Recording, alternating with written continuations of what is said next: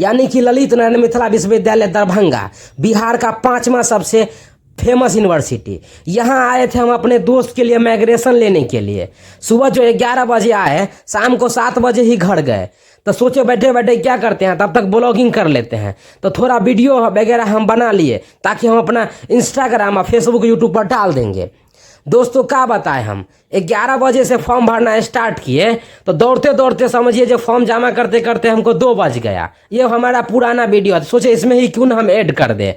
तो 2 बजे जब फॉर्म जमा किए तो बोला कि 4 बजे से मिलेगा आपको सर्टिफिकेट।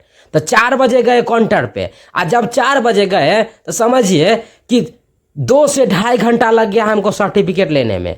उस टाइम जो आए थे अपना प्रोविजनल लेने के लिए तो समझिए उतना ही समय लगा। तो हम सोचे थे कि ओह बीपीएससी का एग्जाम है इसलिए इतना भीड़ है, लेकिन नॉर्मल डेज में भी समझिए इतना ही भीड़ रहता है।